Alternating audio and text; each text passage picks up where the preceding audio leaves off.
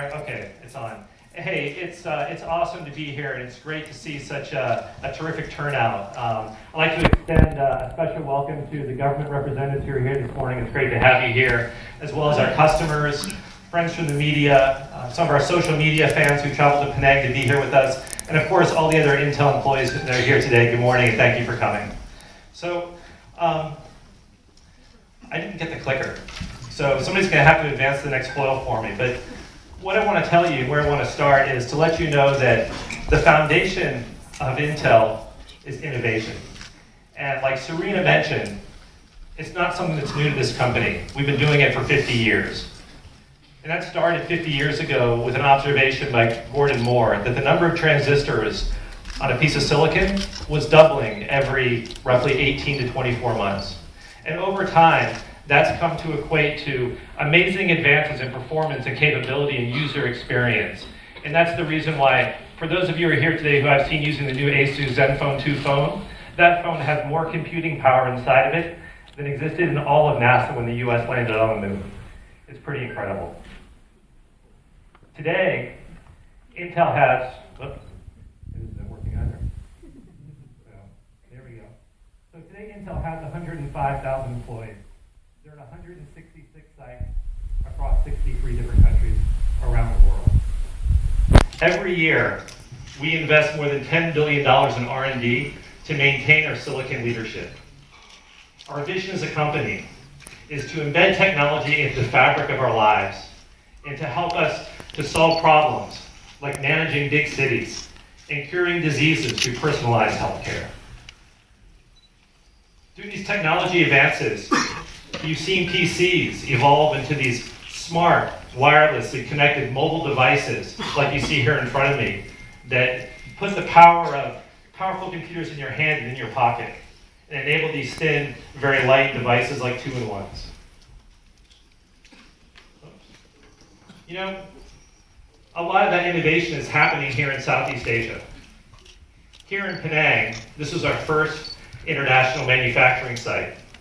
43 years ago, when we came here, it was very different. You can see what it looked like when Andy Grove came to visit back in 1972. We started off with assembly and test. And from that manufacturing foundation, the site here today is involved in manufacturing products across almost all of our product lines. It's also evolved. The Malaysia Design Center is one of our leading design centers around the world with more than 2,000 highly skilled world-class engineers developing world-beating products and pushing the limits of what's possible. Also, working with our government partners like MIDA, we built a global services center here, one of 2 shared services centers around the world where we do HR, finance, IT. Penang is an incredibly important site to us. And just as you look at the heritage of Moore's Law and what that means to our company, Penang has been a very important part of that growth. And a lot of our success today as a company is because of our presence here. And Malaysia has a very special part, a very special place in the Intel family. And Malaysia, of course, isn't the only place in Southeast Asia where we see tremendous innovation happening. Intel Mobile Communications in Singapore are the thought leaders, the architects behind our SoFIA mobile chip, which you'll hear more about later. They're combining world-class Intel application processors with our leadership in wireless and cellular communication. And later you'll hear a little bit more about those products and the exciting things that means for all of us. You know, as we push the boundaries of what's possible with technology, and we bring new products to market, new usage models, new capabilities, new form factors and devices are changing the way that technology fits into our daily lives and helping to improve the way we work, making play a bit more fun, making it easier for us to keep in touch with friends and family around the world. And a lot of the innovation that's making that possible is happening right here in Southeast Asia. And so to tell you a little bit more about that and to share with you some of these advances and share with you some of the new things that are coming, I'd like to invite Prakash Mali, who's Managing Director of Sales and Marketing for Southeast Asia, to come on stage.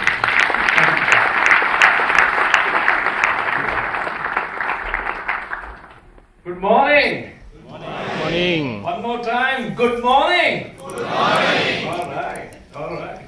So it's been a long time. I think the last time I did a speech here was a couple of years back with Chris, and going by the applause, I think Chris has a cult following here. And I think we did the right thing by organizing a rock star concert soon after this session, and Chris is performing.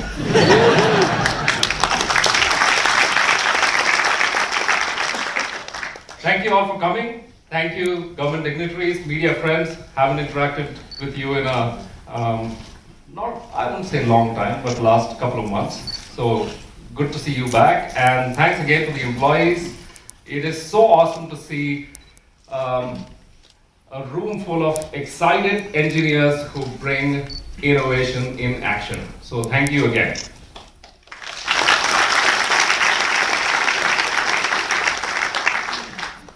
So I want to do a couple of things today, right? Is the clicker going to work for me? All right.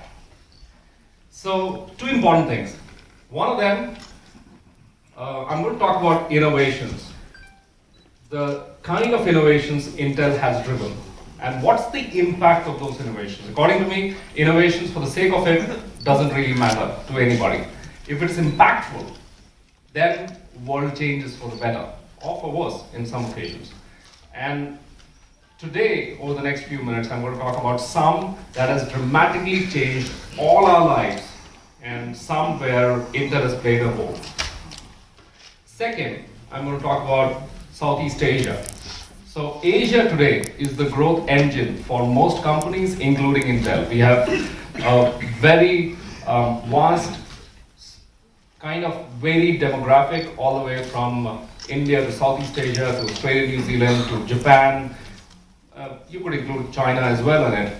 And in that growth engine called Asia, Southeast Asia is one of the fastest hyper-growth markets, without a doubt. We have 600 million people, extremely young, extremely mobile. Some of the rock stars sitting here are there too. You're part of the demographic, and all of those elements are driving significant change at a global scale, and that has role for everybody to play in. And my opinion in that regard is that Southeast Asia is more and more going to become the breeding ground or the hunting ground, whatever you call it, towards all the innovations that are being brought to bear, not only by Intel, but a variety of other companies in the tech segment overall. So very, very exciting times, and look forward to engaging the industry at large and ecosystem in this region. So to start with, Samna talked about it. You saw a video on Moore's Law. That's the fundamental building block for our company. So in 1965, when Gordon Moore said that transistor capability could increase or double 12 to 18 months, he had made a prediction. And he did not know that it would become a reality. The reality happened because of many of the folks in this room and all the employees across so many different sites that have brought time and again fantastic products to market. So again, a round of applause to all the designers.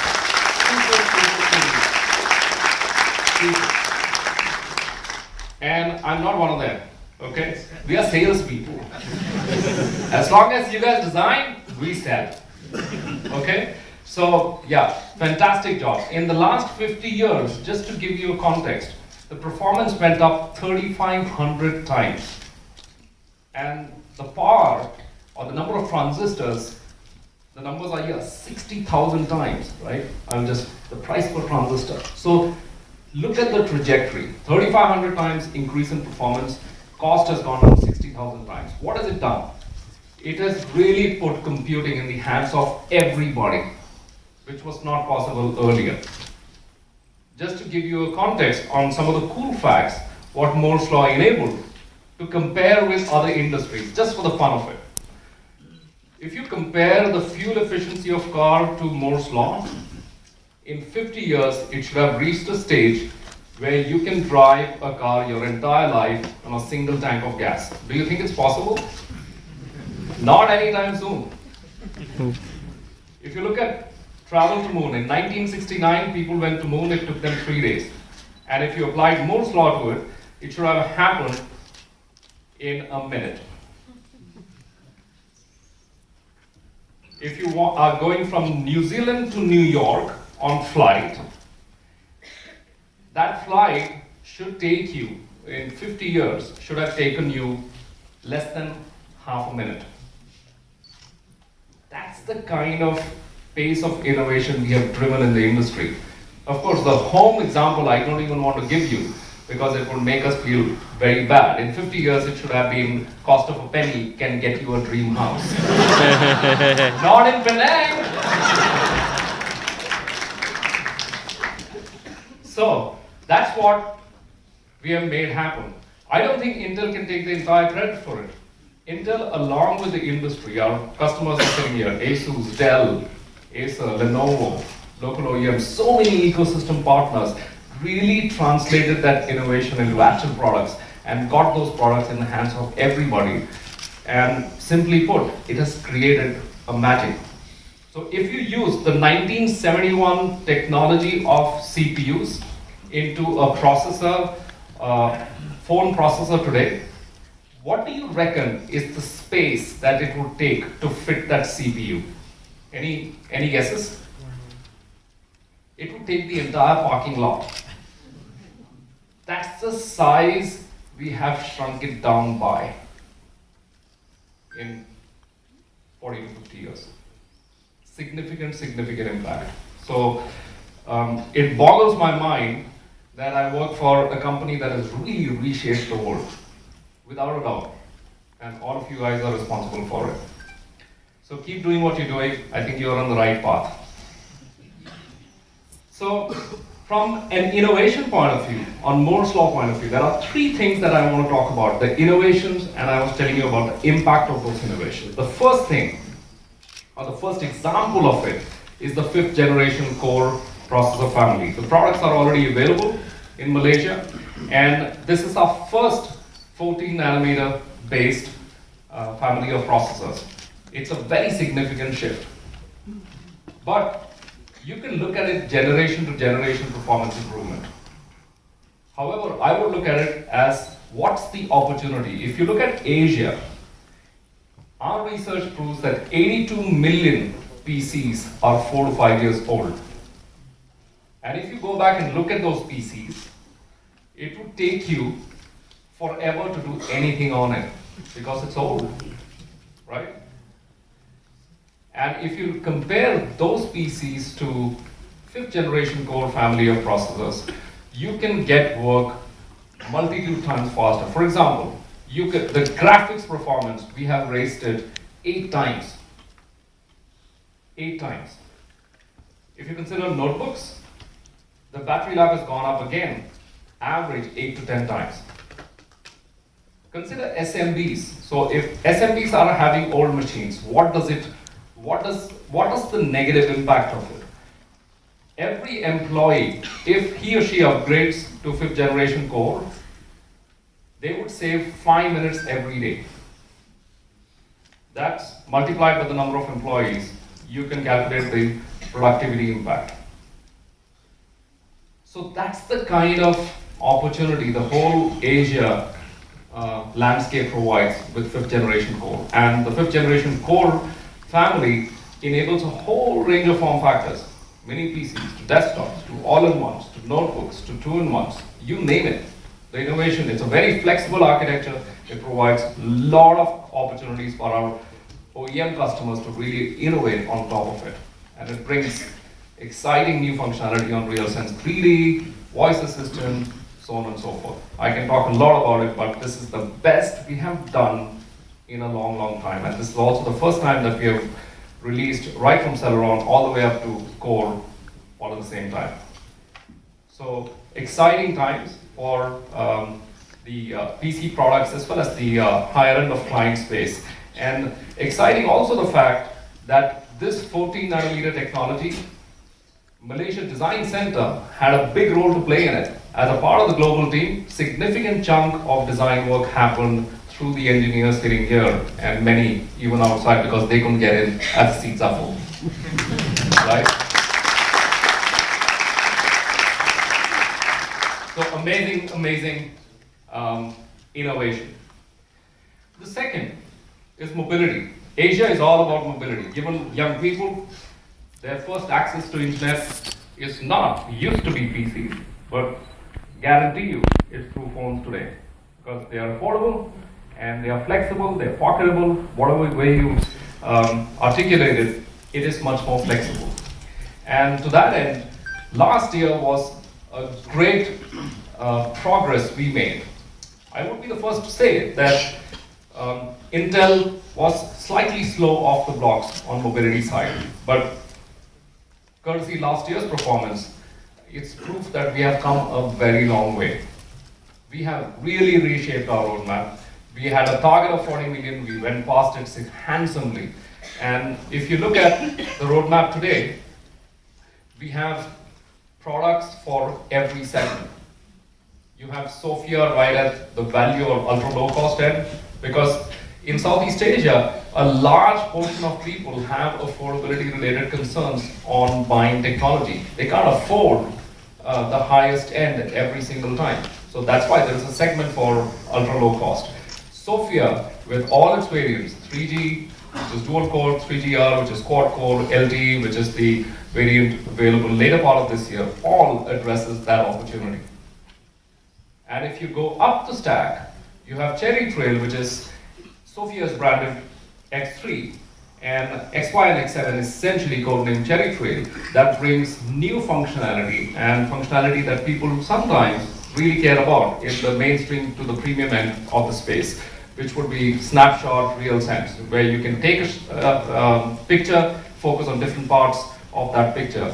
I am interested in photography, and I do a lot of travel photography. I can tell you, if I focus on different parts on the same picture, it's a great usage. Just as an example. You have no wires, no passwords getting enabled too on those platforms. And on top of it sits Core M, which is really premium, extremely mobile form factor for 2-in-1 as well as sometimes tablets.